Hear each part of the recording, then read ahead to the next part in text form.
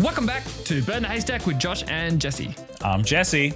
And I'm Josh. And this is a show all about saving the best and burning the rest.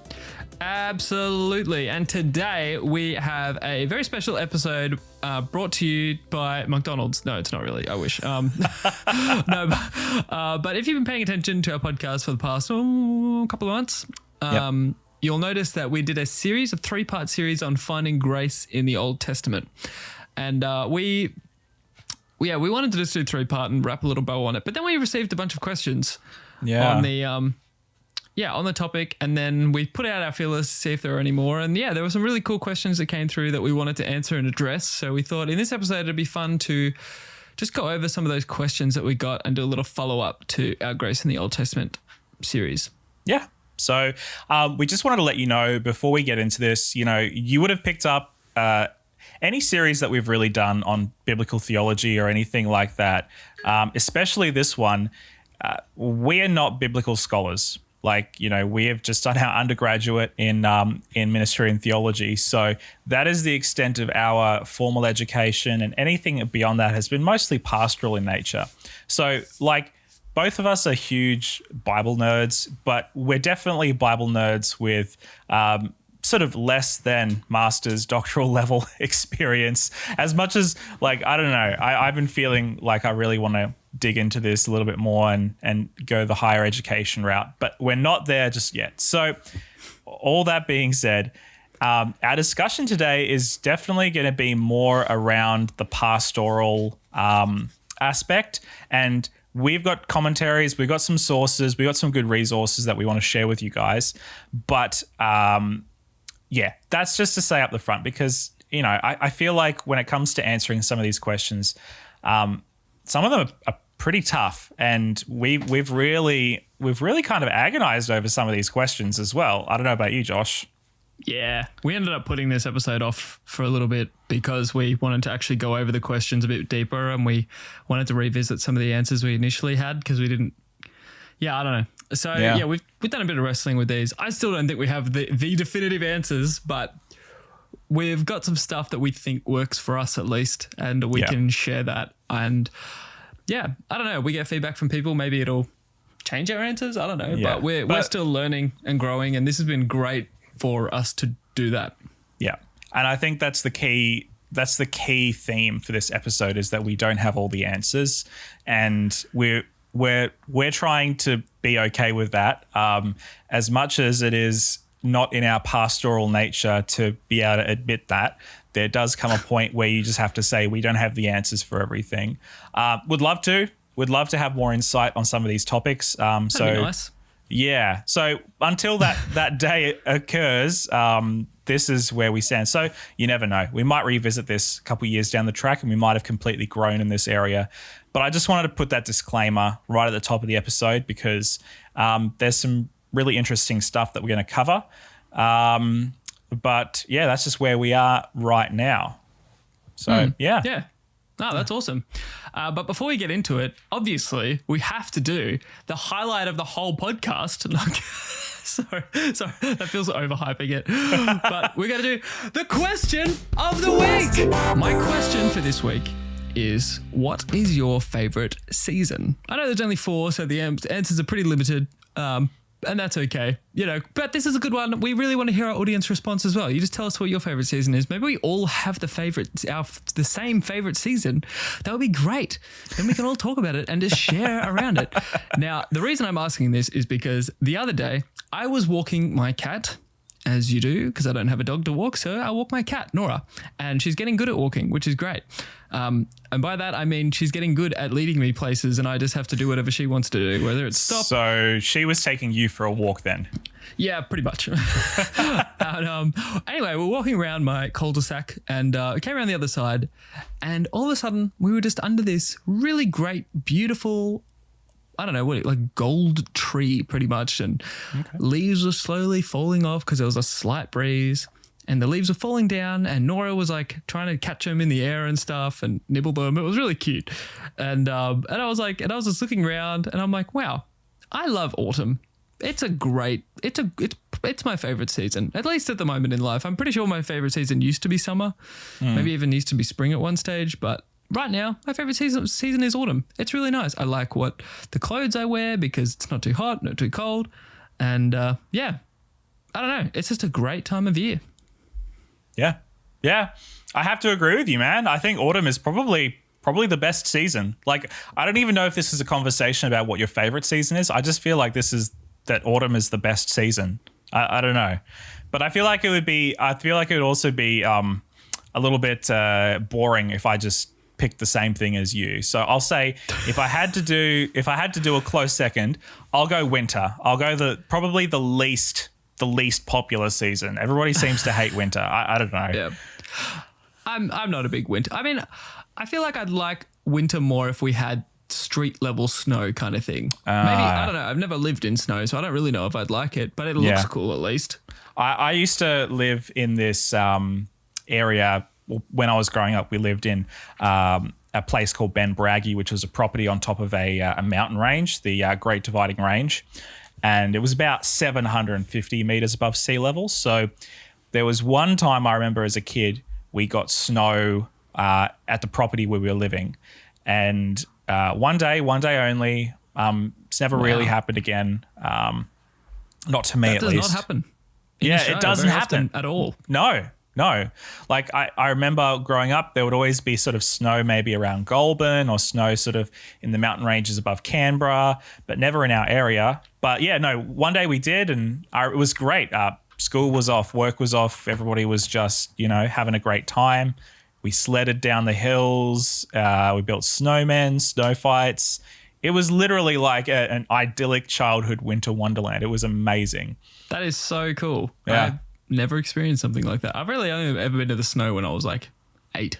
So I feel like that's a pretty average experience for an Australian, because I didn't really experience snow until about the same age, and it was very few and far in between. Yeah, Australia is known for its sand, not its snow. So, but yeah. What season did you get married in?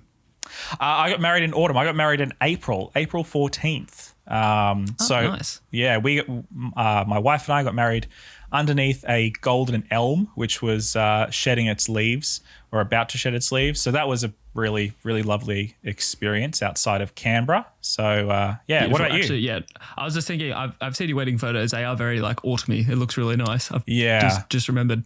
We got the most perfect day. It was so good. There was like not that many clouds in the sky, which wasn't that great for the photographer. Probably would have preferred a few more clouds in the sky for the natural diffusion. But yeah, it was beautiful weather. It was just incredible, which That's is not awesome. something. Yeah. Yeah. Well, we got married in autumn as well. But it felt like summer. Oh, true. Because it was still hot, but it wasn't like like some weddings like 40 degrees Celsius. Yeah. But yeah, and it still looks very summery in all the photos and everything. Yeah. But yeah, it was the thing I don't like about Australian weddings, especially everybody who chooses to get married in December, January. Which, look, I get why people do that, but it still annoys me. Is I've been to so many weddings where it's like a 40-degree day, and if you're the bride, you're wearing probably a fairly heavy dress, and if you're the groom, you're wearing like a black or a blue or a brown suit. That stuff is hot, man. And if you're a guest, I get most Australians now, we just kind of wear a pair of dress pants and a shirt and kind of that's it. But if you're married to a Mauritian, which I am, she will make you wear a suit because it's island culture. And I understand, but it's still on a 40-degree day, it's not fair. Yeah. I've always been intrigued by like the traditional weddings in like traditional dress weddings in December, January. I mean, they look quite nice, photos and stuff, but man, I don't know how the guys do. I mean, whenever I've been like a groomsman or something for a wedding like that and I'm in a full suit, I'm like dying, let alone the guy who has to be talking and is like the eye, like nobody's really looking at the groomsmen at a wedding. So, Yeah. you're not really under that much pressure. But then there's a guy who's like out taking photos all day and all that kind of stuff. I don't know how they do it.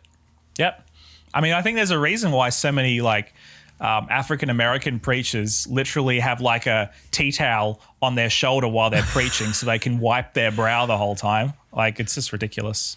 It's true. When you're preaching in a full suit, I mean, I never wear a full suit to church, so I don't know what that's like. Yeah. But preaching in a full suit, going hard, it works up a sweat. I mean, preaching not in a suit, going hard works up a pretty good sweat for me, honestly. I'm covered by the end of my sermons. Yeah. I actively avoid people hugging me or whatever after. Yep. I mean, I'm going to actively avoid it now because of this flipping COVID-19. I'm never going to hug a person ever again, I don't think. But that's okay. That's okay. Yeah. Yeah. But I mean, that's another benefit of autumn. Preaching in autumn feels much better. True that. Because you're not like wearing like a jumper or something like in winter, so you're not working up a sweat, but you're also not like the building's not like super hot. I don't know.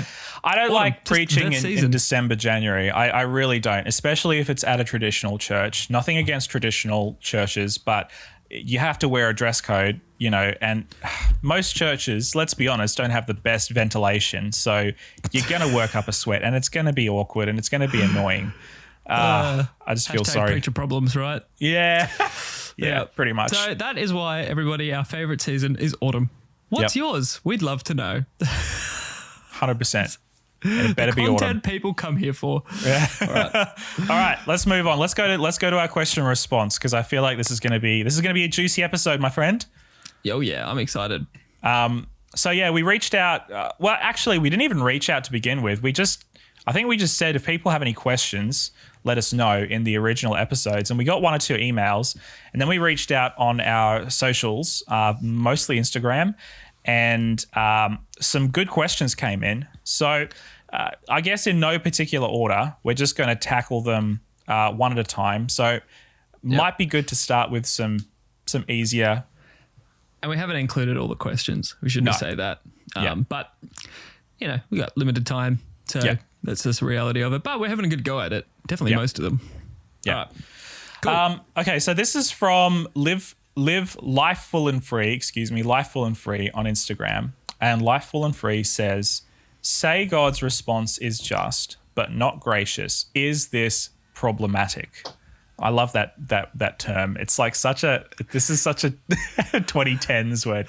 Is it problematic? I was thinking of like I don't know why. The first thing that came to my mind is that, the butterfly meme. Is this problematic? But I don't know why. I feel like, are we going to cancel God? Like, is this, No, it is a good question though. Yeah. It's a very interesting question. I think it's one that I would like to talk about because I'm not sure. I don't know. Maybe I need a bit more clarification because I don't know if it's if you've seen areas in scripture or in life where this is true, or if this is meant to just be purely hypothetical. Yeah, I definitely feel that because I think possibly where part of this is coming from is maybe reading the Bible a certain way. I know that certain faith traditions or certain flavors of Christianity definitely emphasize one over the other.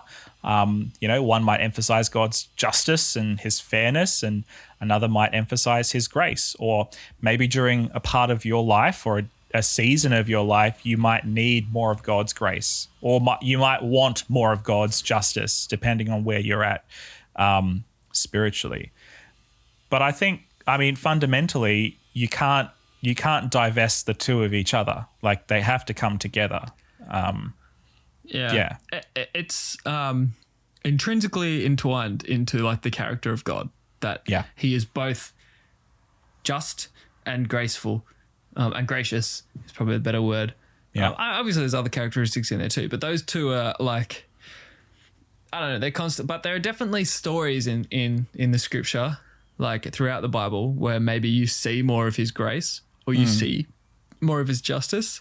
Yeah. But I think part of what we were doing in the Old Testament series too was sharing, like, around all those stories, it always seems to be both. Yeah. Yeah. They're not always both easy to see. No, it's not. And you know, we talked about this many times in the series, but we have such a 21st century perspective when reading these stories, and that can often cloud like the actual intent that the author is trying to convey. And certainly, you know, God's character can shine through more positively in certain instances and not so much in others. So I guess to answer your question, Life Full and Free, I don't think that God's response to people, to, you know, political situations, especially as we read in the Bible, I don't think they can be all just or all gracious. And I think as well, those terms are very loaded, because you might see justice as getting what you deserve. And you might see grace as being sort of just allowing somebody to just do what they want without any consequences. Like, I think it's all in the interpretation of, like, how do you define these words? And it might sound cliche and it might sound pastoral, but I think ultimately you have to try and figure out what God's definition of those two words are. And we can only see that in the way that he conducts himself through the pages of Scripture. True. Yeah, I'm gonna say, I don't think there is any times in Scripture where there is one without the other, where there is like God's response is just but not gracious. I don't think that ever happens. Yeah. But that's in the reading I've done. Maybe I've missed something, which, you know, is definitely not unlikely. So, definitely open to hearing if there are people who maybe think there are responses where God is only just and not gracious. But I think, okay, I guess if we were going to be hypothetical and say there was a modern day story of a God encounter, and it was purely just and not gracious, I'm going to say it would be problematic, I think, because that would mean that one part of his character wasn't displayed in his actions. Yep. Or maybe the opposite of his character. I don't know. Yeah. So I guess to answer your question, then yes. Yeah. It would be problematic. But in the same way, it would be problematic if all of a sudden Earth was teleported inside the sun. That would definitely be. Yeah, it would be a problem, but it's hypothetical. Like, it's not something we can see happening right now. But if it did happen, weird. Yeah.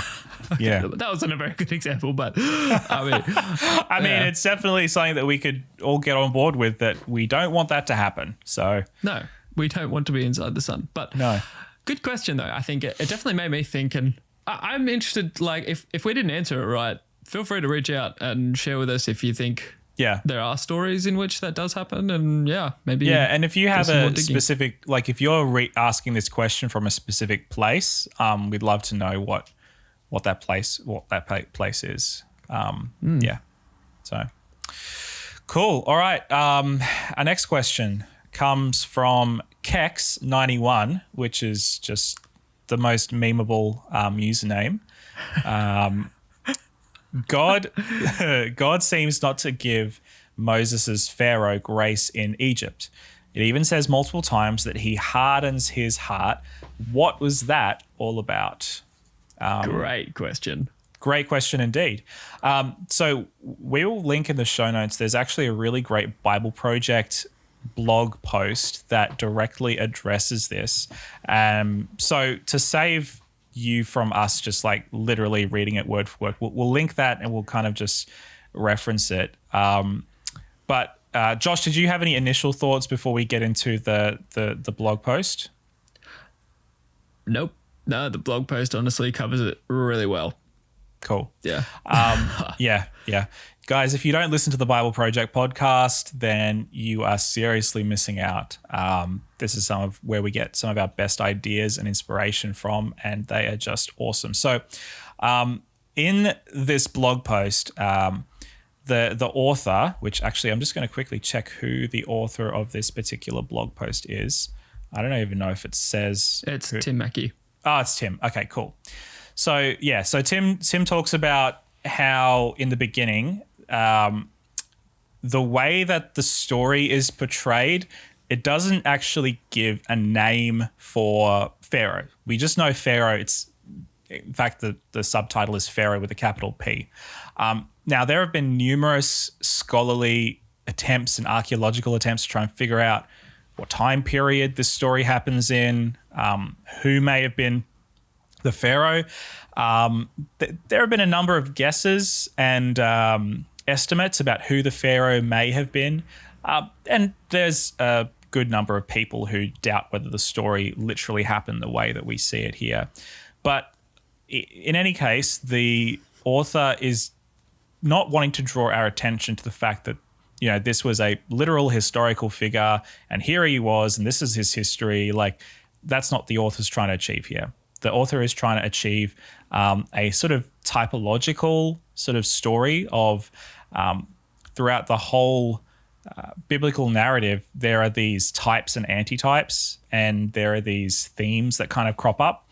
And one of the biggest themes is this theme of Babylon. And we actually talked about this in our Revelation series, how Babylon is not necessarily just an ancient civilization from the cradle of civilization, sort of, you know, Near East sort of area, but it's actually like a symbol. And in fact, I believe the Bible Project does a podcast series on either Babylon or it's in their Day of the Lord series. They did it last year or the year before. Yeah, I can't remember. But they talk about Babylon a fair bit, which really informed my understanding of what Babylon is. Because like in the SDA tradition, we talk about Babylon a lot, but we only talk about Babylon in the sense of like, you know, the religious political power that's going to make us all go to church on Sunday and it's going to put us in jail if we don't. Like that's sort of, you know, that's our understanding of Babylon. But the author of this story actually goes in and assigns the role of Babylon to Pharaoh and Egypt. And he makes Pharaoh out to be a kind of Babylon. And if you didn't listen to our series on Revelation, Three Angels' Messages, yeah, if you haven't listened to them, go and give them a listen. But basically to summarize this idea of Babylon, it's any sort of political, spiritual force that uses the threat of death and violence to assert its political power. Essentially, Pharaoh is like he's like the extreme example of what happens when evil goes unchecked and like goes to its full extreme. Like he becomes this domineering, controlling, and like even when Moses first goes and asks about the slaves being set free, he reacts by like treating the slaves worse. Yeah. So it's this like picture of like total corruption. Is what the Pharaoh. That's like how he's painted. And it's also a picture of rebellion because the core power struggle in Exodus is the power struggle between the gods of Egypt and the god of the Jews. And, you know, we see this in the 10 plagues. If you know much about the 10 plagues, you'll know that the symbolic meaning behind the 10 plagues is actually Yahweh, God, demonstrating his superiority over the Egyptian divine hierarchy in controlling the elements and the animals and, you know, all these sorts of things. So ultimately, Pharaoh is the figurehead that kind of represents the Egyptian, hierarchy of gods, and Moses is the figurehead that represents Yahweh, and these two go head to head as sort of the divine representatives in this battle to figure out whose God is superior over the other. So, what has this got to do with hardening Pharaoh's heart? Well, the trouble in the translation is that the Hebrew verb that is used for the idea of becoming hard, you'll see in the article it's pronounced kazak. It's not a passive verb, and it doesn't indicate who is initiating the action. In fact, Tim talks about how it's called a stative verb, meaning it doesn't say whether it's Pharaoh or God. So the problem in translation is that certain translators have rendered kazak as Pharaoh's heart became hard in some specific circumstances, and we see this 10 times. Pharaoh's heart becomes hard 10 times. And certain translators will translate it, Pharaoh's heart became hard. And then in another situation, they'll go, the Lord hardened Pharaoh's heart. So there's a little bit of translation ambiguity in the text. And certain biblical scholars have chosen to translate one way, and others have chosen to translate another way. Some of them have chosen to translate differently, so not all like the same way across every instance. So if you were to follow that logical progression, you'll see that, for instance, in the NIV, I think is the translation that Tim uses, you'll see in the first 5, Pharaoh's heart was hardened on his own. That's how the NIV translators will translate it. You'll see that in number 6, the boils, that the Lord hardened Pharaoh's heart. Then you'll see that in the hail, Pharaoh hardened his own heart. In the locusts, God announces that he has hardened Pharaoh's heart. The darkness, God hardened Pharaoh's heart. And then in the death of the firstborn, the final plague, that God hardened Pharaoh's heart. So 6 out of the 10 times, Pharaoh hardens his heart, and 4 out of the 10 times, God is the one who is indicted in the hardening of Pharaoh's heart. So what are we to make of all this? First of all, it seems that God is, he goes very early on, he tells Moses that Pharaoh's heart is going to become hard. He actually predicts to Moses that Pharaoh is a hard man, that he will harden his heart, and that he will resist God's call for him to humble himself, essentially to submit himself to God's authority and to let the Hebrews go.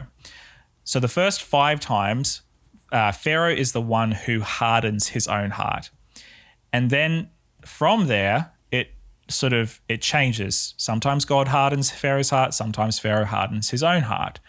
And again, this ambiguous verb is used. And the story kind of portrays this idea of the Babylonian rebellion, as it were, the Babylon-like rebellion that Pharaoh is engaging himself in. God is, throughout this entire time, reaching out to Pharaoh. He is trying to convince Pharaoh to humble himself. He's trying to convince Pharaoh to come back to the wisdom of God, I suppose, to seek mercy and justice. The same call that God asks Israel to do later on when they become a nation. But Pharaoh continually ignores that call. And then you have the idea of God hardening Pharaoh's heart. And I think one of the interesting ways that we see this, we render it and we almost kind of assume that, does Pharaoh suddenly become like a neutral person to the point where God has to actually make the hardening happen himself? And I think that's maybe the reason why we have an issue with this, because if we see that God hardens Pharaoh's heart, that kind of implies that maybe Pharaoh hadn't made up his mind, or that, he could have gone either way, and that God actually steps in to intervene to go make Pharaoh go one way. But I don't think that the story supports that. The story, at least in my mind, supports this idea that whatever evil or hardness of heart that's going on in Pharaoh's mind during the story, it was already there. It was developed, it was propagated over a long period of time. And we're just seeing the fruit of Pharaoh's heart now. So maybe it's that God is in some ways playing with Pharaoh, that he's giving him a subtle push, knowing what is already going on in Pharaoh's heart, and that maybe God could be using what's already there, the evilness, the stubbornness, the pride, the arrogance, the self-importance, all that sort of stuff that we see Pharaoh kind of exude out of the story. maybe God is using those same things, the hubris of Pharaoh perhaps, against him in the story. I got some more thoughts on that, but yeah, Josh, any thoughts about that initially? I've been going a while. Yeah, that's all right. I think. I think the fear comes. Maybe people get a bit scared and maybe lean into a Calvinist approach that they're not comfortable with, because they're like, oh, if God's controlling his heart and forcing him to not choose it, like, does that make God sadistic, or does that make it so that God is the one who chooses who's saved and who's not? You have to look at the story under, I guess with a bit of a deeper lens, which is kind of difficult, and that's why it's really good to have articles like this that are really well written and well researched that anyone can look into. So I would honestly encourage everybody to take the time to read it. It's not that long, and it's really easy to read. But I think that's kind of the way God lets our own choices play out. And I think that's the reality, that you saw his heart hardening before God did anything, really. Like, you saw his heart seem to be hard the moment there was even an asking for the slaves to be freed. Like, he liked what he had become, and he liked what he had created for himself. He liked having these slaves. And so I think it's quite telling then that obviously the first six plagues, he's just hardening his own heart. And then after that, it's all of a sudden God seems to be involved in it. And exactly what that looks like, I don't know. But I love, I think I've brought it up here before, but there's the Puritan saying, and it says the same sun that melts the ice hardens the clay. And I think everybody has different reactions to how, I guess everybody reacts to God differently. And even in your different stages of life, your heart can be reacting more like ice, where the love of God just melts away the fortress around your heart and changes you. Or you have times when it's like God's trying to work in you and you're just hardening your heart, and it's like that clay is just getting harder and harder. And it's, like I've been in those seasons. I've met people in those seasons where they see this incredible move of God and their heart grows harder to it instead of growing softer, or vice versa. So I think ultimately that's what this story is very telling of, that the human heart is a really funny and strange thing. And there's a danger to, again, like I mentioned before, when an evil nature goes unchecked like that, and it just keeps growing and growing and growing until you amount to this thing where, like, God is raining down hail that's breaking apart everything, and he's still like, nah, not going to do it, You know what I mean? Like, it's ridiculous. He's so attached to his power that literally the God of the universe is doing these things, and he's not. I don't know. Yeah, seems it's a crazy story to read, because you'd think after the first two plagues, anybody would be like, yeah, okay, you know what? Let's just call it a day there. You can have them. But he doesn't. He's holding on and getting harder and harder and harder about it. Yeah. It's a pretty interesting, it's an interesting story to look deeper into. Yeah. I think more than anything, it poses some really deep philosophical questions, as you've just illustrated, Josh. And I'll say, just in closing, I think what God is doing here is he's almost doing like a jiu-jitsu move on Pharaoh. Like jiu-jitsu is like this martial art where the whole point is to use your opponent's strength against them. And that's exactly what God does to Pharaoh here. He actually uses the characteristics of Pharaoh and the power and the authority and the resources. He uses all of that against Pharaoh. And he proves that everything that Pharaoh trusts in is ultimately built on a really flimsy foundation. And this is what God does. We see this in Christ in the New Testament. When Paul is writing to the church, I don't have the reference on me right now, but he actually talks about how Jesus, through his death, actually made a public display of the powers of darkness, how he humiliated the powers of darkness through the act of dying on a cross, that act of sacrifice, which in the eyes of the Romans and the Jews and the world, and certainly the powers of darkness, it's weakness and it's a defeat. He uses the ultimate defeat as the ultimate victory. And that's what God does. And that's what God does to Pharaoh. He uses all of Pharaoh's resources and his hubris against him to ultimately destroy him. So I think it's in some ways it's a jiu-jitsu move, but it's also, I think, a cautionary tale of what happens when we stray so far from the wisdom of God that we become a self-destructive force. And ultimately, Pharaoh becomes a self-destructive force. And I think this is why in the story we don't see Pharaoh's underlings that much. We don't see his generals and his officers and his magicians outside of their role of being subservient to Pharaoh, because I think we're actually supposed to feel sad and sorry for the Egyptian nation. Many of them actually end up joining the Israelites. So God actually has mercy on the Egyptian nation, even while its ruler is driving it into the ground. So, yeah, deep philosophical questions in that story. Yeah, cool. I'm pretty happy with that then. Are you happy with that? Yeah. For that question? Yep. Hope that answers your questions, Kex. Your question, Kex 91. All right.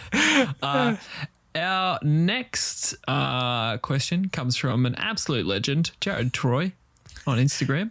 Is this Jared, your brother-in-law? Yeah. Nice. Yeah. Do you think David responded differently to grace than other notable characters of the Old Testament? If so, why? Interesting question. Yeah, it's a good question. It's hard to say. Mainly, I think the reason it's hard to say is because David is a really, really significant figure in Israel's history. Being the first king of Israel, not the first king, but like the archetype king of he's Israel. almost like a messianic figure, like a Moses or Abraham. Yeah, because there was the first king, there was Saul, but Saul ended up a bit dodgy, and then David came and he was just like infinitely better, and everyone was like, yeah, David, he was like the real champion. And obviously there's the whole story of like him beating Goliath and that kind of thing. So he kind of has this legendary status. I don't know if it's like more so than definitely more so than some Old Testament characters. Maybe more so than most, probably more so than most, but I don't know, like Abraham's also quite significant. Yeah. Like there are a few other really significant ones. But David, there seems to be heaps written about him, but also you get like the Psalms as well. So you see a lot more of his inner wrestle, whereas you don't get that with, I don't think really any others, except maybe Solomon. So I don't know. He's a very interesting character, and so I think we get a lot more depth and nuances to David's character than we get for most other Old Testament characters. So it's hard to say if his response was unique, but it definitely appears that way in the reading of the Bible, I think, and that's probably done on purpose. Probably, yeah. But. Yeah, he definitely had a very deep response to grace, which I have my reasoning for why I think that is, but I don't know, David, Jesse, did you want to talk about that for a second? David? I don't have as much to say about this one as I did about Pharaoh, but I definitely think, I mean, look, we get an insight into pretty much David's entire life from like the age of 12 all the way to his death. We have like a fairly concise history of his entire life. So we get to see the highs and the lows. We get to see his triumphs as well as his failures, of which there are many, of both. One of the interesting things about David is he has this very almost, what was I going to say? Like very high highs, very low lows with God and with his journey with God and with his enemies and all that sort of thing.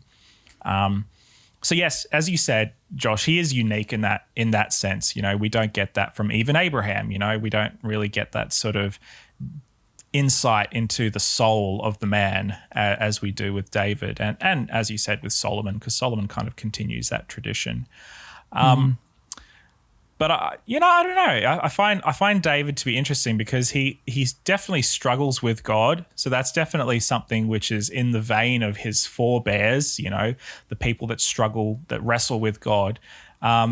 He doesn't ever really call out God like, God, you suck. Like, I don't really like you. He very much he's in the vein of, you know, everything is good and bad and all that in between. But he definitely has this reverence for God throughout the highs and the lows.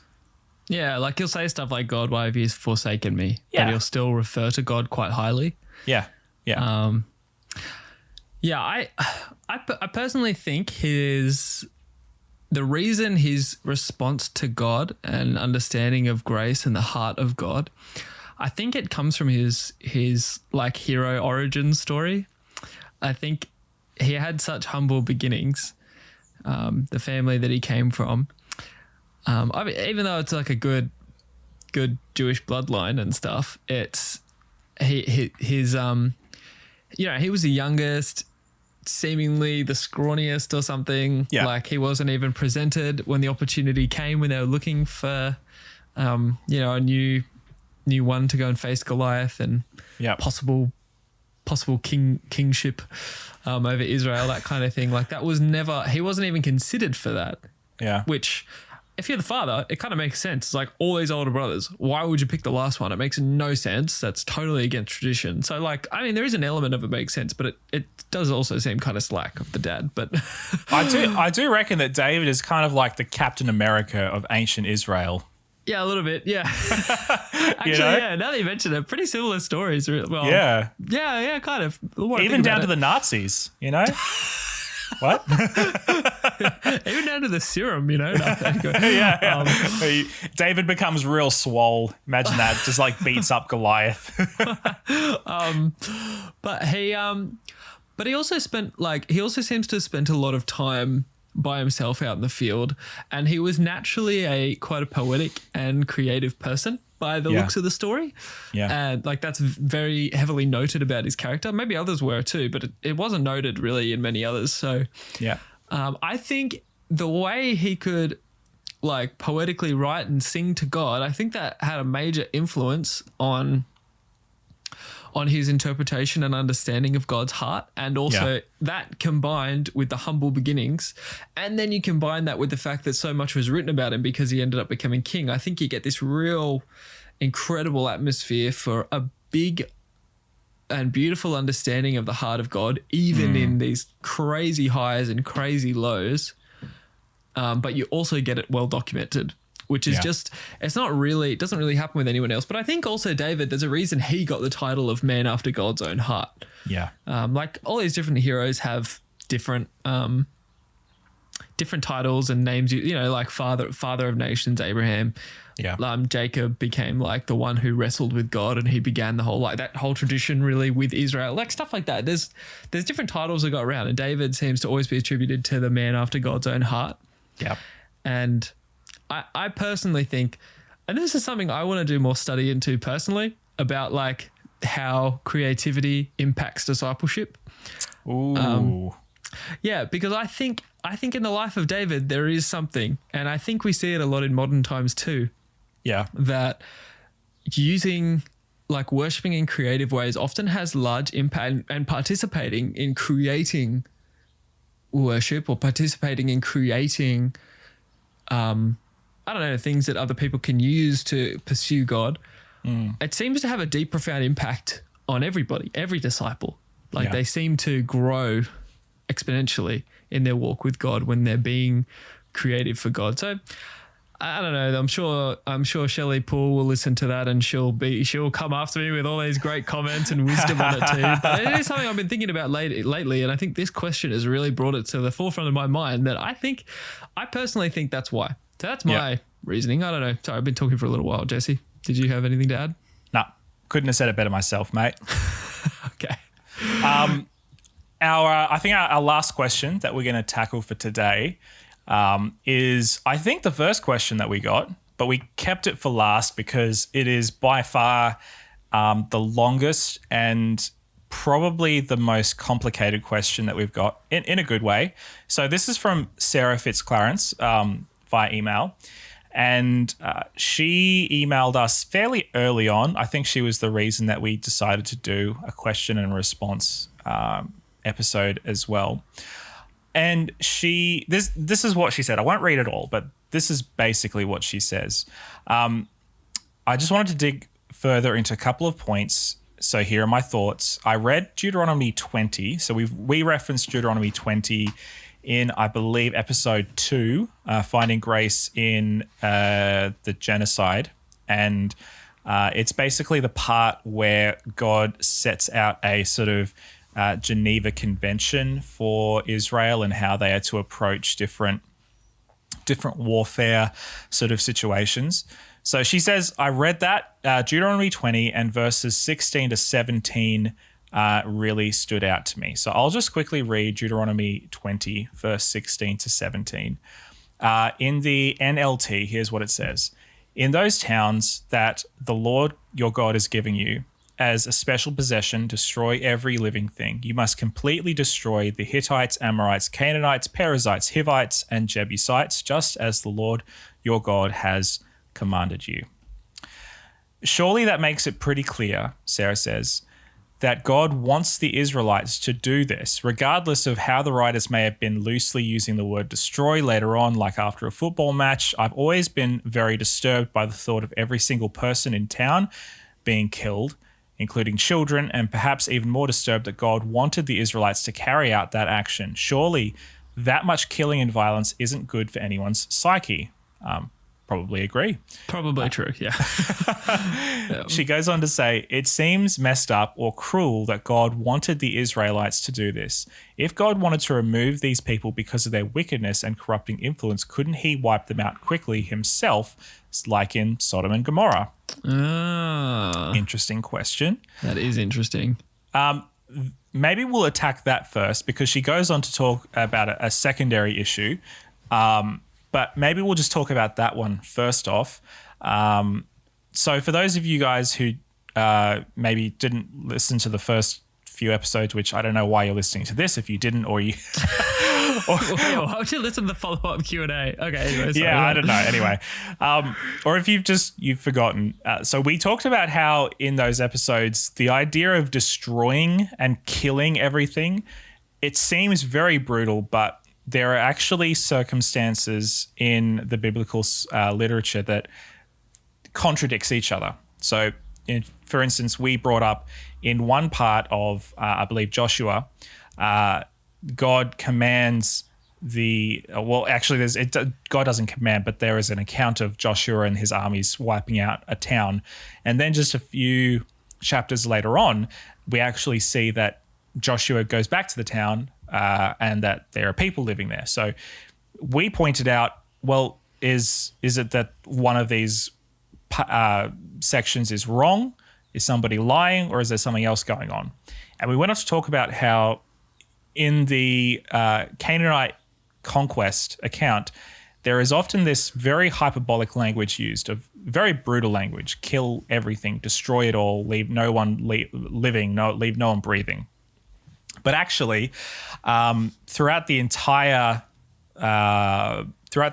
narrative, we don't see that happening. At least not in every situation. In fact, when you go on from Joshua into Judges, you see the aftermath of this. That actually the Israelites fail to wipe everyone out, and they cause a lot of problems for them in the future. So even if the command was to wipe everybody out, most of the time. Oh, well, I guess it's hard to quantify most of the time, part of the time. Yeah. So, I won't say most of the time, but certainly it doesn't happen the way God supposedly commands it to happen. And Judges is all about the repercussions of that. But I can tell Sarah is kind of, her question is really, why would God command the people to do it anyway? Yeah. There is an interesting little side note. a part of the question about, why didn't God just do it himself like Sodom and Gomorrah? Right.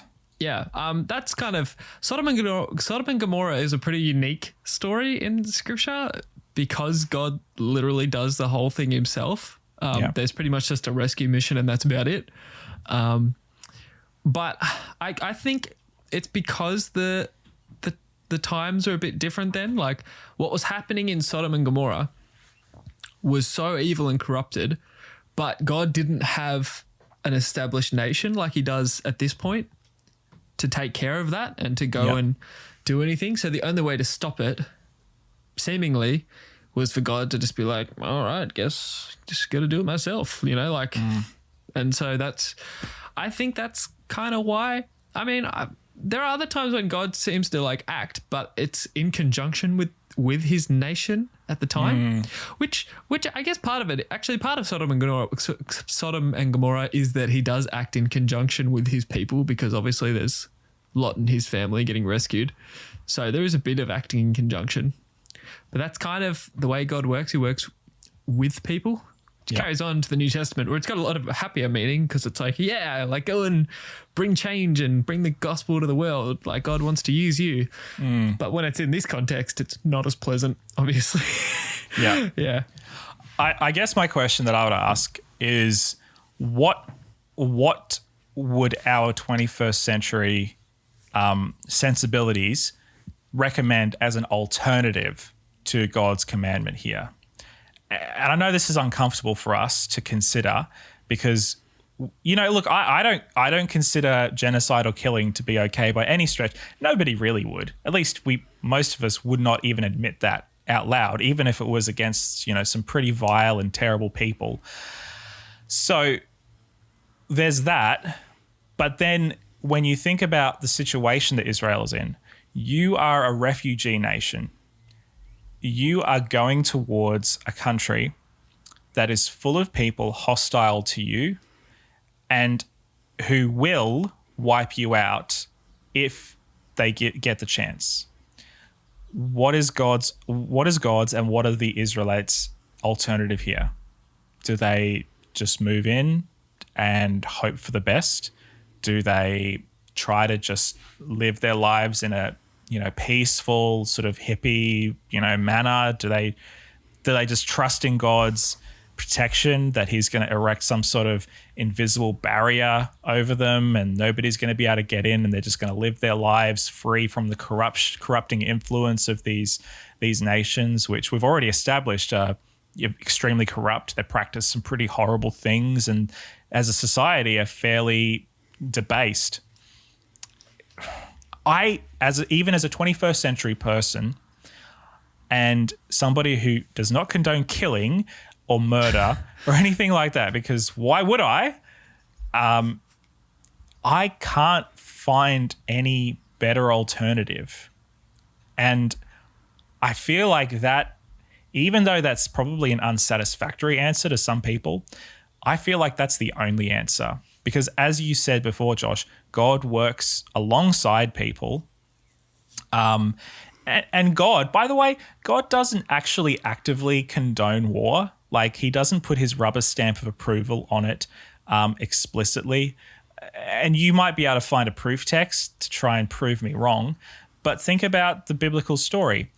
When we get to David, who we just discussed, David actually wants to build God a temple. Even though he's a man after God's own heart, what does God say to David? He says, no, you are a man of war. You are a man with blood on your hands. Leave it to somebody else. And we see that Solomon is the one who builds God a temple. Solomon is a man who is not warlike. He is not a warrior.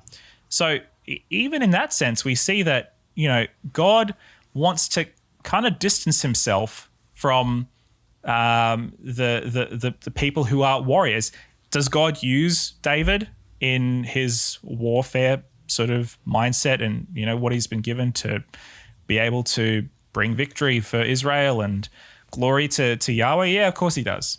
But I don't think he puts his rubber stamp of approval on it and says, yeah, the war's good and you should kill people and that's a great thing to do. I think... Yeah, because he's not like, go wild, do whatever you want, wage war with anybody. It's very explicit times when he's like, okay, you have to do it now, but don't do it with it, Yeah.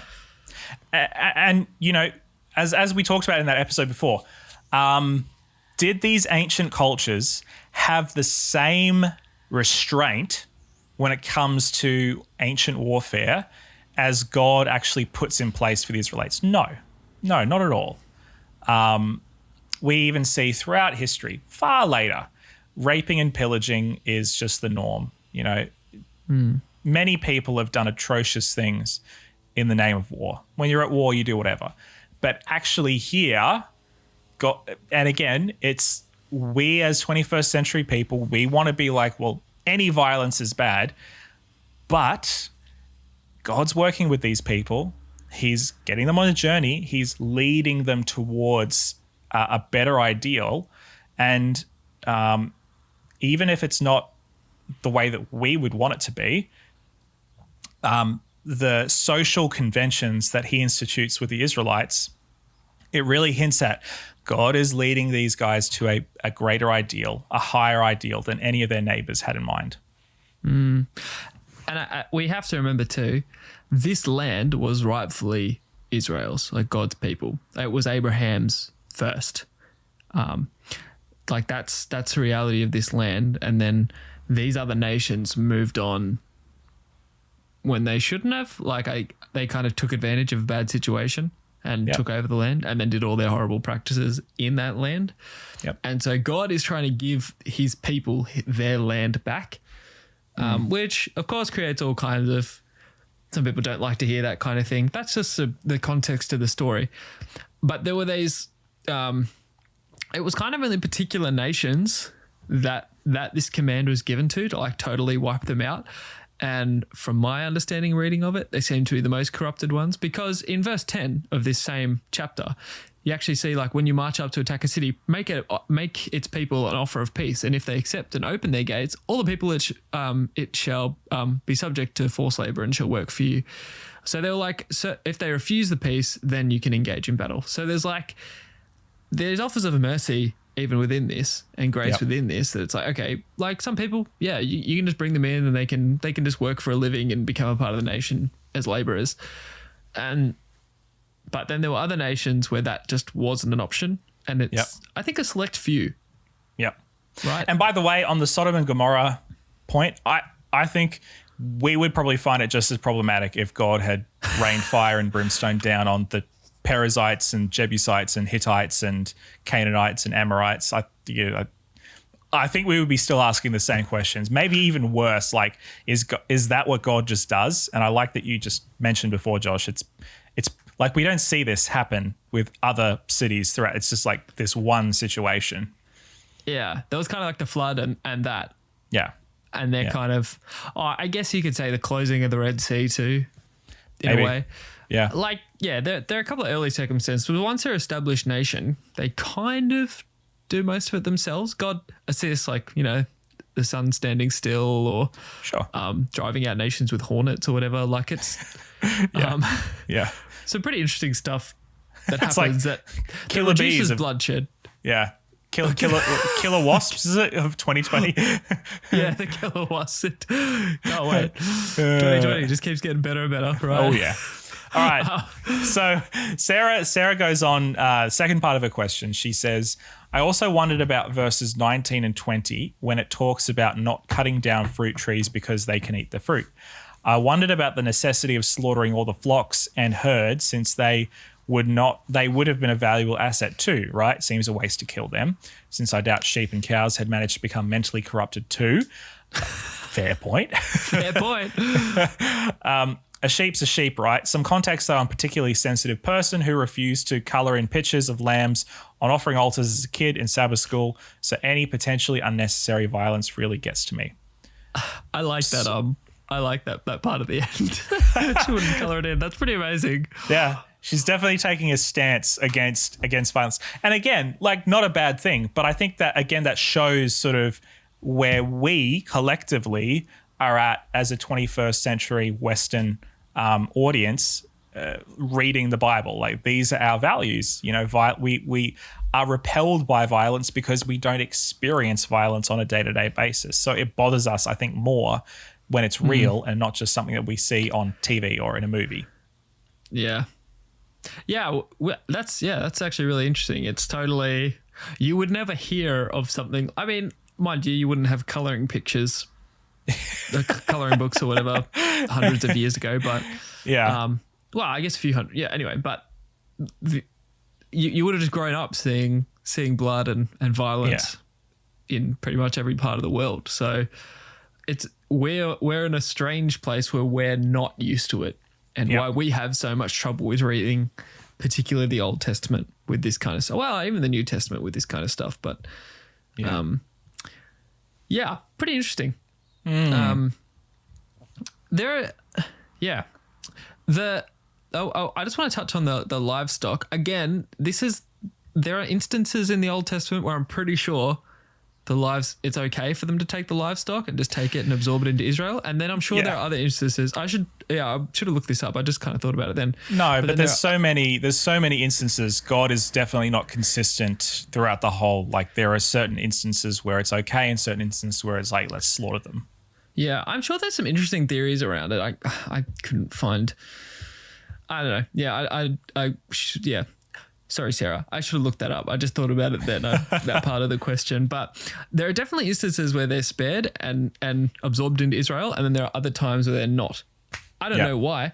Maybe here's a fun little theory that is totally from nowhere. Just it could be cool. It could be because that there were particular livestock that were like diseased. Yeah. Maybe because of various practices of particular ancient nations. And maybe, I don't know why God wouldn't explain that, but, maybe he didn't have to. He's just like, yeah, those ones, don't touch them, just destroy them. Those ones, keep them there. They're fine. Yeah. Whereas like, oh yeah, those ones actually have mad cow disease. Probably don't, you know what I mean? Like, for sure. Who knows? I don't know. Maybe there was something like that.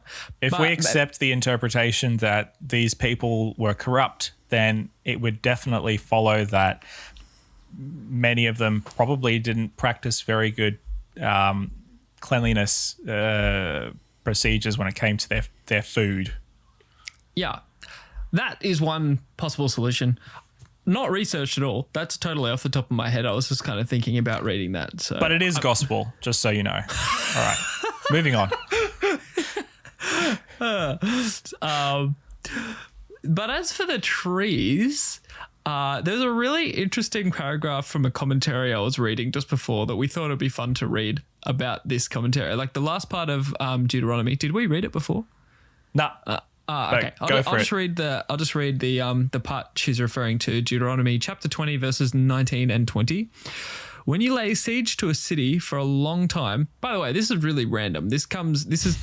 I would give you the context, but the context doesn't make any sense. It's just like giving all this war stuff, and then all of a sudden it just goes into, and just sort of side note about the trees. Consider the trees. Yeah. When you lay siege to a city for a long time, fighting against it to capture it, do not destroy its trees by putting an axe to them, because you can eat their fruit. Do not cut them down. Are the trees people that you should besiege them? However, you may cut down trees that you know are not fruit trees and use them to build siege works until the city at war with you falls. Really kind of random couple of verses, but this commentary I read, the New American Commentary, actually has a really awesome little awesome paragraph about it. I'd link it in the show notes, but you can't. So, but yeah, it's from the New American Commentary if you want to read it for yourself. It says, so the War Manual ends with the most curious and, at first, blush irrelevant paragraph about the treatment of trees in a time of siege. It does provide practical information about the preservation of fruit trees for their nutritional value and allows for the use of others to build siege works. The real thrust of the passage, however, is to contrast the tree with humankind, as we saw in verse 19, the second half, where it says, anyway, it is only humans, ironically, the image of God and the crown and glory of creation, who sin against the Creator in such egregious ways as to call upon themselves divine judgment. The innocent tree, tainted as it is by the fall of humankind, is nevertheless not culpable and should therefore be spared. No more graphic depiction of the awful calamity brought by sin could be imagined. Very cool. Very cool. Yeah. So it's almost like that there's like a commentary on like ecology and, you know, preservation of nature and all that sort of thing. Yeah, it's like, look at the innocence of the tree. Why should they suffer for our wars and that kind of, like, it's a really interesting thing. I would never have picked that up. I don't think just myself reading it.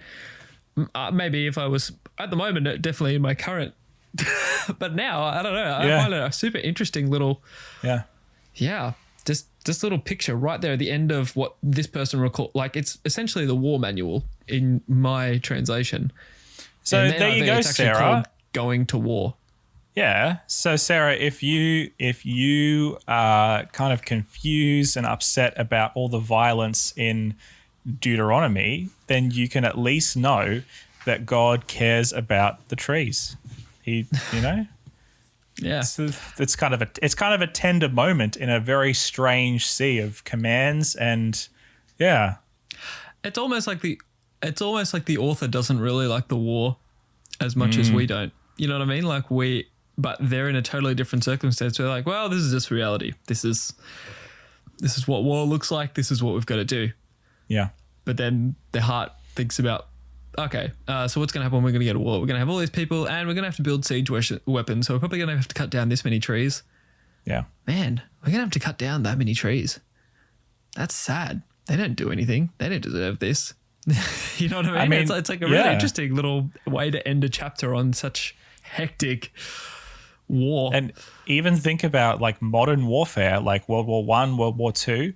I don't know if you've been to any memorials or any places where there was warfare. You'll see photos of just like devastated countryside, of like the dirt completely kicked up, trees just strewn everywhere, mud, dirt, sludge. It's not a nice thing. It completely devastates anywhere. Yeah, the land suffers with us. Yeah. So it's kind of a nice moment where in the midst of all this sort of going to war commentary, you have this little bit on, well, just be kind to the trees because, well, they didn't do anything to deserve this, so why should they be punished? Yeah. This